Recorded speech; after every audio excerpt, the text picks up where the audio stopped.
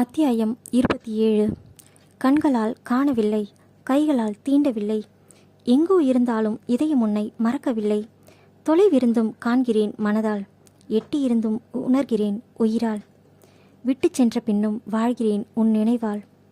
மாலையென மார்பில் சாய்ந்தவளை கன்னம் தட்டி எழுப்பினான் Raghav. View view இங்கே பாரு என்றான் பதட்டமாக. என சினுங்கியவள் ஒற்றை கண்ணை திறந்து பார்த்து, ஆமாம், அந்த ஃபிகரை ரொம்ப நேரமாக சொல்லி விட்டு பார்த்துட்டு இருந்தீங்களே, அவள் என்ன அவ்வளோ அழகாவா இருக்கா என்றாள் பொறாமையாக. எது, நான் சொல்லிவிட்டேனா? ஏண்டி சொல்ல மாட்ட?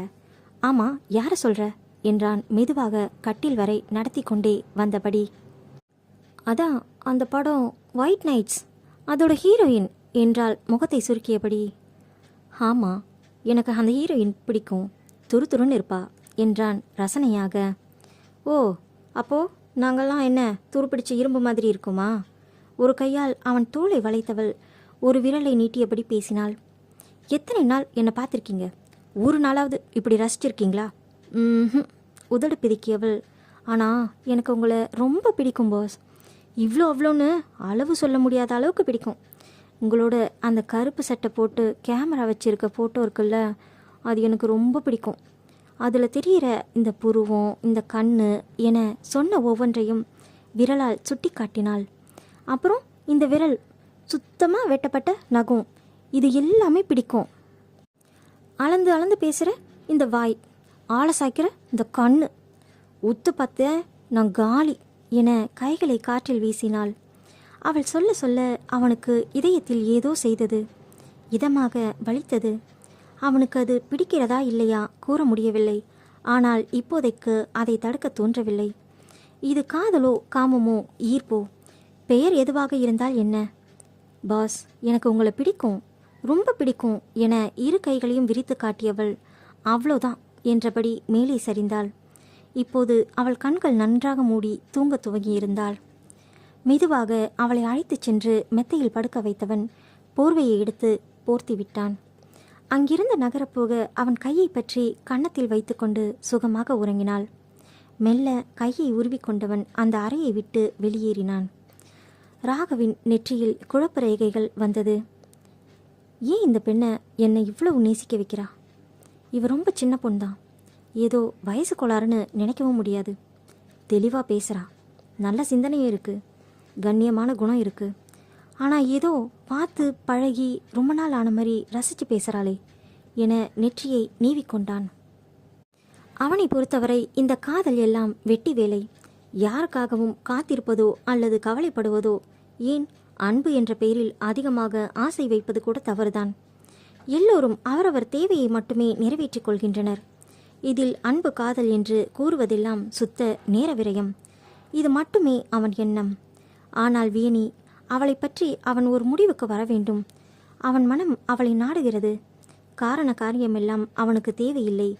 அவன் தேவை என்னவென்பதில் அவன் தெளிவாக இருந்தான்.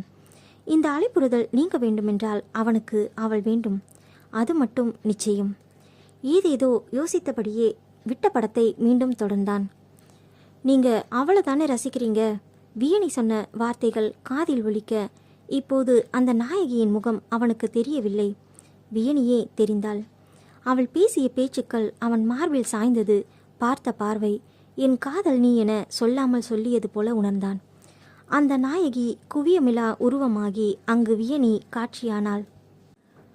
புல்வெளியில் படர்ந்திருந்த பனித்துளிகளை குடித்து தன் தாகம் தீர்த்து கொண்டிருந்தான் பகலவன். லேசான இதமான வெயிலில் அந்த காலை வேளை அழகாக இருந்தது. கையில் இஞ்சி தட்டி போட்ட தேநீர் கமகமக்க வியனியின் முன் நின்றான் ராகவ். என்னையே வச்சு செஞ்சிட்டாளே என சிரித்து கொண்டான். வியூ வியூ மெல்ல குரல் கொடுத்தான். அவளாவது அசைவதாவது நான் ராவணனின் தங்கை என்பது போல உறங்கிக் கொண்டிருந்தாள். ஒரே ஒரு ரவுண்டு தானே அடிச்சா, இன்னைக்கு எழுந்திருப்பாளா மாட்டாளா என லேசாக தோள் தட்டி எழுப்பினான். கண்களை சுருக்கி பார்த்தவள் அடித்து பிடித்து எழுந்து, என்ன பாஸ், என் வீட்டில் என்ன பண்ணுறீங்க என்றாள் கோபமாக. இது வேறையா? அவளை பார்த்தவன் டீயை டேபிள் மீது வைத்துவிட்டு அவள் அருகில் போய் அமர்ந்தான். அவனையே பார்த்திருந்தவள் அவன் கையை உயர்த்தி அவள் தலைமுடியை சரி செய்யவும் கண்களை மூடிக்கொண்டாள். எப்படி எப்படி நான் உன் வீட்டுக்கு வந்திருக்கேனா என்றான் புன்னகையை உதட்டுக்குள் ஒலித்தபடி. இல்லையா என ஒற்றை கண்ணை திறந்து சுற்றிலும் நோட்டம் விட்டவள், அது நான் தூக்க கலக்கத்தில் ஒளறிட்டேன், சாரி பாஸ் என அப்பட்டமாக வழிந்தாள். என்றான் அவன் ட்ரேட்மார்க் பதிலாக. இந்தா. அவள் கையில் தேநீர் கோப்பையை வைத்தவன் தானும் ஒன்றை பருகினான். கையில் வாங்கிய கோப்பையை பார்த்தவள் அவனை பார்த்துவிட்டு, ஏன் பாஸ், நீங்களும் இந்த ரூமில் தூங்கல தானே என்றாள் அவசரமாக. குடித்து கொண்டிருந்த கோப்பையை வைத்தவன் அவள் கையில் கொடுத்ததையும் வாங்கி கொண்டு வெளியேறினான். அச்சோ, டீ போச்சே, தப்பாக கேட்டுட்டோமோ, நேத்திலிருந்து இந்த நாக்கு சொன்ன பேச்சை கேட்கவே மாட்டேங்குது என அவன் பின்னேயே ஓடினாள். அது எனக்கும் தெரியும் பாஸ், அப்படி இருக்காதுன்னு. ஆனால் சமையலறையில் டீ கோப்பைகளை கழுவி கொண்டிருந்தவன் என்ன என்பது போல் அவளை பார்த்தான். அது நேற்று நடந்தது எதுவுமே ஞாபகம் இல்லை, அதான் என்றாள் சற்று வெட்கத்துடன். பின்ன ராவா அடிச்சா அப்படி தான் இருக்கும். ஆனால் நீ கேட்டதில் ஒன்றும் தப்பில்லை, நானும் அங்கே தான் தூங்கினேன் என்றான் சாதாரணமாக. எது என பதறியவள், நீங்கள் சும்மா தானே சொல்கிறீங்க என்றாள். வெறும் தோல் குழுக்கள் மட்டுமே பதிலாக வந்தது. இவர் ஒருத்தர் தேவைப்படும் போது வாயை திறக்க மாட்டார். சமையலறையை விட்டு வெளியே வந்தவன் சோஃபாவில் அமர்ந்தான். பின்னோடே வந்தவள், பாஸ் என்ன பாஸ் சொல்கிறீங்க, சும்மா தானே என்றாள். மீண்டும் ஒரு பார்வை மட்டுமே பதிலாக வந்தது. எப்போதும் வரும் கூட இல்லை. தலையில் கை வைத்தபடி அமர்ந்து விட்டாள். ஒன்றுமே நினைவு இல்லை. என்ன நடந்தது, என்ன நடக்கவில்லை, எதுவுமே நினைவில்லை. மனம் திக் திக்கென அடித்து கொண்டது அவளுக்கு. சற்று நேரத்தில் அவள் முன்னே டீயை நீட்டியபடி அவன் நின்றான். குடி, தலைவலி சரியா போகும் என்றான். பேசாமல் அதை வாங்கி கொண்டவள் மெல்ல அருந்தினாள். சட்டென ஏதோ தோன்ற, பாஸ் நீங்கள் சொன்னீங்களே அந்த எஸ்கிமோக்கள் செல்ல பிராணிகள், அது போல தானே, எனக்கு ரொம்ப குளிராக இருந்திருக்கும், அதனால் என் கூடவே படுத்திருப்பீங்க என்றாள் சமாதானமாக. அப்படியா என்பது போல இமை சுருக்கி பார்த்தான் ராகவ். ஐயோ ஏதாவது சொல்லுங்களேன், இப்படி பேசாமல் என்னை ஏன் கொல்லுறீங்க என கத்தினாள். அப்போது பார்த்து உள்ளே ஒரு பெண்மணி நுழைந்தார். 40 வயது இருக்கும். இவனை பார்த்து, சாரி தம்பி, கொஞ்சம் வெளியே போனேன், அதான் வர லேட் ஆகிடுச்சு என்றார். பரவாயில்லை என்றான் இன்முகமாக. டிஃபனுக்கு என்ன பண்ணட்டும் தம்பி என்றார். நேற்று பண்ண சப்பாத்தியே இருக்குது, உதுத்து போட்டு உப்புமா பண்ணிடுங்க, அப்படியே ஆம்லேட் போட்டுடுங்க, மதியம் கோழி ரசம் வச்சுருங்க, பெப்பர் அதிகமாக போட்டு, சாப்பாடு நான் சூடாக வச்சுக்கிறேன் என்றான். சரிப்பா என்றபடி அவர் சென்று விட்டார். இவங்க யாரு என்றாள் வியனி அவன் புறம் சாய்ந்து. மெய்டு என்றான் ஒற்றை வார்த்தையில். ஓ, அப்போ இவங்களும் இங்கே தான் இருக்காங்களா, நான் பார்க்கவே இல்லை என்றான். நேற்று சாப்பிட்டியே சப்பாத்தி குருமா, அதை அவங்க தான் பண்ணாங்க. ஓ, ஆனால் அதுவே எனக்கு ஞாபகம் இல்லை என்றாள் பாவமாக. சரி போய் குளிச்சுட்டு வா என்றான். குளிக்கிறதா, வேறு ட்ரெஸ் இல்லையே. நான் மாட்டேன், நைட் பண்ண வேலைக்கு குளிக்கலைன்னா எப்படி, ஒரு மாதிரி இருக்குமே என்றான் யோசனை செய்வது போல். என்ன வேலை, எதுக்கு இப்படி பேசுறீங்க பாஸ், என்னை பயமுறுத்தாதீங்க என்றால் அழாத குறையாக. அத்தியாயம் 28. என் ஏக்கங்கள் எல்லாம் உன் ஒரே பார்வையில் தீர்ந்துவிடும் என்று தெரிந்துதானோ காலம் உன்னையும் என்னையும் பிரித்தே வைத்திருக்கிறது. அதிர்ந்து நின்றவளை பாராமல் அந்த அறையின் மேசை மீது இருந்த ஒரு கவரை எடுத்து அவள் கையில் கொடுத்து, போய் குளி என்றான். இல்லை, நான் போக மாட்டேன், நீங்கள் என்னென்னு ஒழுங்காக சொல்லுங்க என்றாள். என்ன சொல்லணும், குளிக்கிறதும் குளிக்காததும் உன் இஷ்டம் என திரும்பியவன். ஆமாம், தினமும் இப்படி தான் குளிக்க யோசிப்பியா என்றான். அதெல்லாம் இல்லை, நான் தினமும் குளிப்பேன் என்றாள் ரோஷமாக.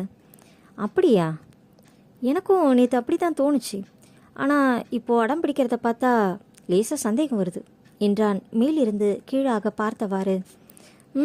ஏன் அப்படி பார்க்குறீங்க, என்ன சொல்ல வரீங்க இடுப்பில் கை வைத்து கொண்டு முறைத்தாள். என தோல் குலுக்கி விலகி போக பார்த்தான். சட்டென அவன் கைப்பற்றி இழுத்தவள், சொல்லுங்க, சொல்லிட்டு போங்க என்றாள். ஒருமுறை அவளை பார்த்தவன் அவள் பின்னந்தலையில் கை வைத்து இழுத்து நெஞ்சில் சாய்த்து கொண்டான். நொடி அதிர்ந்தவள் அதில் இருந்து மீளாமல் அப்படியே இருக்க அவளை விலக்கியவன், இப்படி என் மேலே நெஞ்சில் சாஞ்சப்போ சும்மா கும்முன்னு ஒரு வாசம் வீசுச்சு, அதை சொன்னேன் என்றான் சாதாரணமாக. அட பாவி பாசு, இதை செஞ்சு வேற காட்டணுமா? சும்மா வாயால் சொல்ல வேண்டியது தானே. ஏன் இப்படி கொள்ற? திருவென விழித்தபடி இவள் யோசிக்க, இரவு இவள் செய்த ரகளைக்குத்தான் அவன் இவளை பழிவாங்கி கொண்டிருக்கிறான் என தெரியாமல் அவனையே திட்டிக் கொண்டிருந்தாள். என்ன, நேற்று நைட் அடித்த சரக்கோட ஹேங் ஓவர் போக வேண்டாமா? போய் குழி, இந்த ட்ரெஸ் என அந்த கவரை நீட்டினான். அப்பாடா, இவ்வளோதானா? கொஞ்ச நேரத்தில் என்னை உலுக்கி எடுத்துட்டீங்க என புன்னகைத்தாள். அவ்வளோதான், என் மேலே உனக்கு நம்பிக்கை இல்லையா என்றான். நம்பிக்கை உங்கள் மேலே நிறைய இருக்குது, ஆனால் என் மேலே தான் கொஞ்சம் கூட இல்லை என்றால் அவனைப் போலவே தோல் குலுக்கி. அவன் வியந்து பார்த்த நொடி கையில் இருந்த கவரை வாங்கி கொண்டு குளிக்க ஓடிவிட்டாள். இங்கே முகத்தில் புன்னகை உறைய அமர்ந்திருந்தான் ராகவ். நல்ல இதமான வெந்நீரில் குளித்த பிறகே நடந்ததெல்லாம் நினைவுக்கு வந்தது. பூஞ்சாரலாய் தண்ணீர் தலையில் விழ கொஞ்சம் நஞ்சம் இருந்த தலை சுற்றல் எல்லாம் போய் நேற்று நடந்தது அத்தனையும் பேக்கப் எடுத்தது போல மூளையில் ரீலோட் ஆகியது. அடியே வியா, என்ன வேலை பண்ணி வச்சிருக்க? ரொம்ப ஓவராக போயிட்டேடி. இனி எப்படி அவர் முகத்தில் விழிப்பேன்? இதில் அவரையே நம்பாதது போல கேள்வி வேற கேட்டுட. போச்சு, செம்மையா பல்பு வாங்க போற. அச்சோ, இவர் வேற வச்சு செய்வாரே என மனதிற்குள் நொந்து கொண்டாள். குளித்து முடித்து வெளியே வந்தவள் அவன் தந்த உடையை ஆராய அதில் நீல நிற ஜெக்கின்ஸ் மற்றும் கருப்பு நிற ஷர்ட் இருந்தது. பார்த்தவளுக்கு கண்கள் ஆச்சரியத்தில் விரிந்தது. எடுத்து அணிந்து கொண்டு கண்ணாடி முன் நின்றாள். அவளுக்கே என அளவெடுத்து வாங்கியது போல இருந்தது. அந்த உடை புதியதுதான், ஆனால் யார் இவ்வளவு கச்சிதமாக வாங்கியிருக்க முடியும்? எண்ணிக்கொண்டே வெளியே வந்தவள் சோஃபாவில் அமர்ந்து லேப்டாப் வைத்துக்கொண்டு ஏதோ செய்து இருந்தவனை அருகில் சென்றாள். கதவு திறந்ததுமே அவள்தான் என உணர்ந்தவன் அவளை ஏறெடுத்தும் பாராது, ட்ரெஸ் ஓகேவா என்றான். எப்படி பாஸ், இவ்வளோ பர்ஃபெக்டாக இருக்கு? யார் இவ்வளோ காலையில் போய் வாங்கிட்டு வந்தாங்க என்றாள். டைப் பண்ணி கொண்டிருந்தவன் அதை விட்டு விட்டு நிமிர்ந்து அமர்ந்தான். ஒரு விரலால் நெற்றியை தேய்த்தவன், என்ன கேட்ட என்றான். அது பாஸ், ஃபர்ஸ்ட் இவ்வளோ காலையில் யார் போய் ட்ரெஸ் வாங்கிட்டு வந்தாங்க? செகண்ட், இவ்வளோ கரெக்டாக எப்படி வாங்கினாங்க? அதுதான் என் கேள்வி. ஃபர்ஸ்ட், இது இவ்வளோ காலையில் இல்லை, இப்போது மணி 11 ஆகுது. அடுத்து இதை நான் தான் வாங்கிட்டு வந்தேன், அதுவும் சரியான அளவில் என்றான். என்ன, மணி 11 என அதிர்ந்தவள், நல்ல வேலை இன்னைக்கு சண்டே, இல்லை கதை காலி. அப்புறம் என்ன சொன்னீங்க? நீங்கள் வாங்கிட்டு வந்தீங்களா? எப்படி இவ்வளோ கச்சிதமாக இருக்குது என்றால் உடையை சரிபார்த்தபடியே. எல்லாம் அனுபவம்தான் என்றான் மீண்டும் லேப்டாப்பில் கண்களை பதித்து. அது ஏதோ கேட்க வாய் திறந்தவள் அப்படியே மூடிக்கொண்டாள். வேண்டாம், ஏதாவது கேட்டு இன்னும் பல்பு வாங்கக்கூடாது, இன்னைக்கு வாங்கின வரைக்கும் போதும் என அமைதியாகிவிட்டாள். என்ன, ஏதோ கேட்க வந்த மாதிரி இருந்தது என்றான் அவளை பாராமலே. இல்லை பாஸ், ஒன்றும் இல்லை, பசிக்குது, அதான் சொல்ல வந்தேன் என்றாள். அந்நேரம் வேலை செய்யும் பெண்மணி வந்து, தம்பி சமையல் முடிஞ்சது, நான் பரிமாறவா என்றார். இல்லை, நாங்கள் பார்த்துக்கிறோம், நீங்கள் கிளம்புங்க என்று அனுப்பி வைத்தான். வா சாப்பிடலாம் என முன்னே நடந்தான். அவனை தொடர்ந்தவள் சென்று அமர்ந்தாள். அவளுக்கும் அவனுக்கும் பரிமாறிக்கொண்டு அமர்ந்தனர். சப்பாத்தியை சிறு சிறு வில்லலாக வெட்டி வெங்காயம் தக்காளி சேர்த்து மசாலா பொருட்கள் போட்டு கிளறி செய்த உணவு. தொட்டுக்கொள்ள வெங்காயம் தயிர் பச்சடியும் முட்டை ஆம்லேட்டும் இருந்தது. ருசியும் நன்றாகவே இருந்தது. அமைதியாக உண்டாள். ஆனால் அடிக்கடி ஓரக்கண்ணால் அவனை பார்த்து கொண்டாள். அவனும் அவளை பாராமல் சாப்பிட்டு கொண்டிருந்தான். திடீரென, பார்த்தது போதும் சாப்பிடு என்றான். அவன் எழுந்து கொள்ள, இப்படியா கிரீனா சைட் அடிப்ப? தலையில் அடித்து கொண்டாள் வியனி. அதன் பிறகு தானும் உண்டுவிட்டு பாத்திரங்களை கழுவிட போக அவனும் உதவி செய்தான். அதை முடித்துவிட்டு இருவரும் ஹாலுக்கு வர, நான் கிளம்புறேன் பாஸ் என்றாள். இது என்ன ஹோட்டலா? சாப்பிட்டதும் கிளம்புறேன்னு சொல்கிற? நான் கேட்டது என்னாச்சு என்றான். என்ன கேட்டார் இவர்? என்னை நினைத்தவள், எனக்கு தான் நேற்று நடந்தது எதுவுமே ஞாபகம் இல்லையே என்றாள் அப்பாவியாக. அப்படியா என எழுந்து வந்தான். அவள் அருகில் நெருங்கி வந்தவன் கண்ணோடு கண் பார்த்து, எனக்கு இப்படி பேசி பழக்கம் இல்லை வியூ, ஆனால் இப்போ பேசியே ஆகணும். நேற்று அந்த பொண்ணை பிடிச்சிருக்குன்னு சொன்னேனே, ஆனால் இப்போ சொல்கிறேன்டி என டிவி ரிமோட் எடுத்து டிவி திரையை ஆன் செய்தான். அதில் வியூவை முதலில் அவன் பார்த்தபோது எடுத்த புகைப்படம் இருந்தது. அதை கண்களால் காட்டினான். என்னைக்கு உன்னை பார்த்தேனோ அப்போல இருந்து இதுதான் என் லேப்டாப்போட ஸ்க்ரீன் சேவர் என்றான்.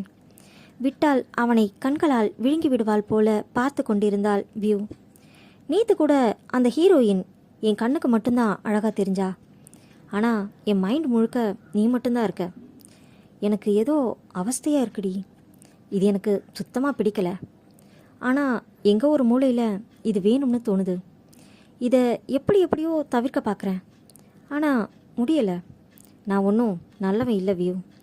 உண்மையாக சொல்லணும்னா பொண்ணுங்க கிட்ட என்ன தேவையோ அதை மட்டும்தான் எதிர்பார்ப்பேன், எடுத்துப்பேன். சாதாரண உடல் தேவை மட்டும்தான். அதுக்கு மேலே அவங்க யாரோ நான் யாரோ. அதுக்காக அவங்கள மதிக்காதவனோ இல்லை ஆணாதிக்கம் பிடிச்சவனோ இல்லை. என் தேவை அவ்வளோதான். அந்த வார்த்தையில் ஏனோ வியூவின் கண்கள் கலங்கி தன்னை காட்டிக்கொள்ளாமல் இருக்க கண்ணீரை கட்டுப்படுத்தி கொண்டாள். அதையெல்லாம் தாண்டி ஏதோ ஒன்று உன்கிட்ட எனக்கு தேவைப்படுது. என்னன்னு சொல்ல முடியல. இப்படி கேட்டுக்கிட்டு இருக்கிற ஆள் நான் இல்லை. எனக்கு அது வராது, பிடிக்கவும் செய்யாது. இத்தனை நேரம் அவள் கண் பார்த்தே பேசினான். இதோ நான் சொன்னதுக்கே இப்படி கலங்குறியே, அது பிடிச்சிருக்கு. கண்ணீரை காட்டி என்னை மடக்க பார்க்காம உள்ளுக்குள்ளே மறைக்கிறியே, அது பிடிச்சிருக்கு. வேஷம் போடாத உன் குணம், வார்த்தையில் வளைக்க பார்க்காத என்னை மட்டுமே நேசிக்கிற உன்னோட மனசு, எல்லாமே பிடிச்சிருக்கு. நீ என் கூடவே இருந்துடுடி என்றான் கடைசியாக. இத்தனை நேரம் அவன் பேசியதை கேட்டவள் இறுதியாக அவன் சொன்ன வார்த்தைகளில் அப்படியே அதிர்ந்தாள். புரியல என்றாள். அவள் கண்களில் குழப்பம் கண்டு அவனுக்கும் அவள் நிலை புரிந்தது. ஆனால் என்னவென சொல்லுவான்? வியூ, எனக்காக ஒன்றே ஒன்று பண்ணு. உன்னோட திங்ஸ் கொண்டு வந்துடு. இங்கே இருந்தே வேலைக்கு போகலாம். வேலை இல்லாதப்ப எனக்கு ஸ்கிரிப்ட் பண்ண ஹெல்ப் பண்ணு. உனக்கு ஓகேண்ணா. ஒவ்வொரு முறையும் உன்கிட்ட பை சொல்லிட்டு தனியாக வரப்ப என்னை சாதாரணமாக காட்டிக்க ரொம்ப நடிக்கிறேன்டி. நான் நடிகனாக இருக்க விரும்பலை என்றான் புன்னகையுடன். அவள் ஏதும் சொல்லாதது கண்டு ஒரு நொடி அவளையே பார்த்தவன் தோள் குலுக்கியபடி பேசாமல் சென்று பைக்கை எடுத்தான். வியூவும் வந்து அமர மீண்டும் அதே வளைவு நெளிவு சாலையில் அவர்களின் பயணம் தொடர்ந்தது.